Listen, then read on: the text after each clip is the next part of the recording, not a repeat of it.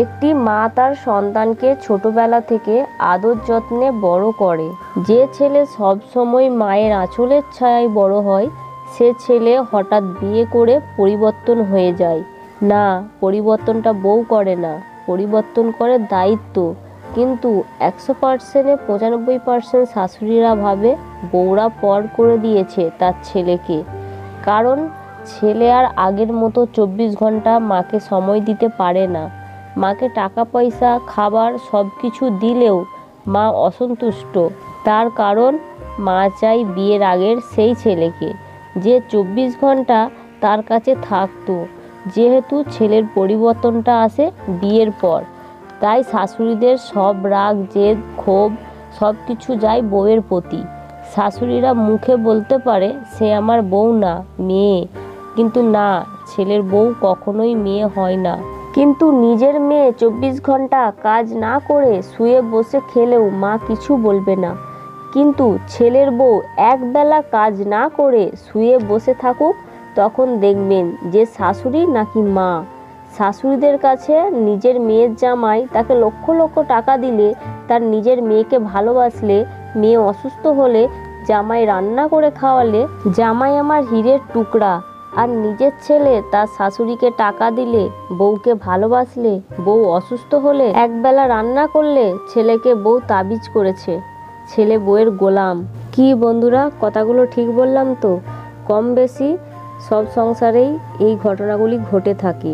তো সব সংসারেই যে ঘটে আমি সেটা বলবো না, অনেক সংসারেই ঘটে এবং ঘটছে। অনেক মেয়ের সাথে হয়তো এই ঘটনাটা সব কিছুটাই মিলে যাচ্ছে, আর এটাই বাস্তব।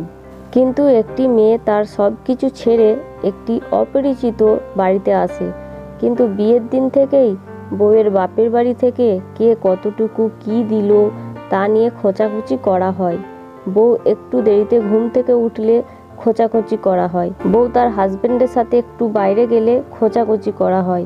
এক কথায় বউ ভালো হয় 24 ঘন্টা সেবা করলে, সংসারের কাজ করলে। বউ তো মেশিন নয়। আচ্ছা, বউদেরই কেন সেবা করতে হবে? সেবার দায়িত্ব কার?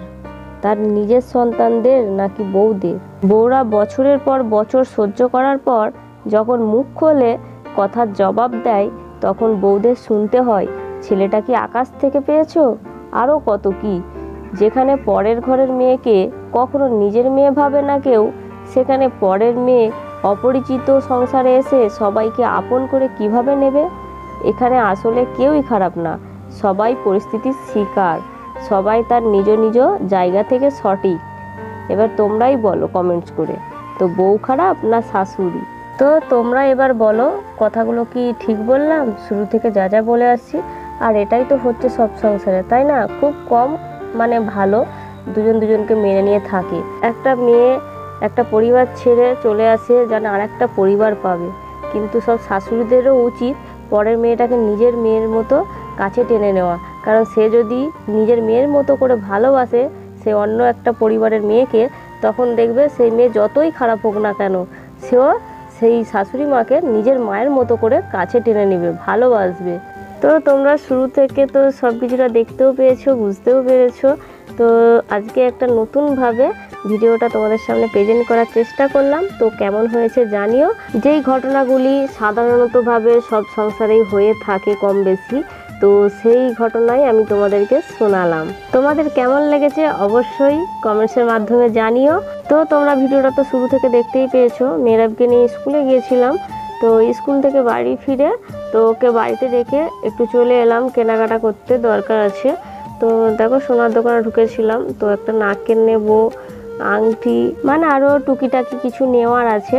তো সেখানে দোকানে পছন্দ হয়নি বলে দেখো এখন চলে আসছি সেনকো গোল্ডে। তো এখানে তো ঢুকেই পড়েছি, তো চলো দেখি যদি পছন্দ হয় নেব। আরও টুকিটাকি কেনার আছে অনেক কিছু, তো ফোন কেনার আছে, সবই ভিডিওর মাধ্যমে দেখতে পারবে সব কিছু।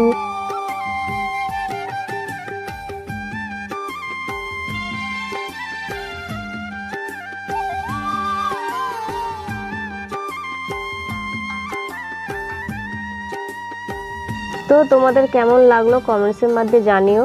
তো যদি ভালো লেগে থাকে অবশ্যই লাইক করে দিবে, আর চ্যানেলে যদি নতুন হয়ে থাকো তো চ্যানেলটিকে অবশ্যই সাবস্ক্রাইব করে দেওয়ার পাশে থেকো।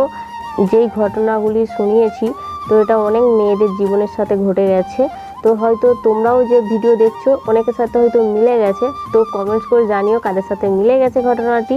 তো এইরকম ঘটনা যদি আরও শুনতে চাও তো আমি আবার শোনাবো। এই ঘটনাগুলি সত্যিকারের একদম বাস্তবে মানে সংসারে ঘটে থাকে, সেই কারণে আমি শোনালাম।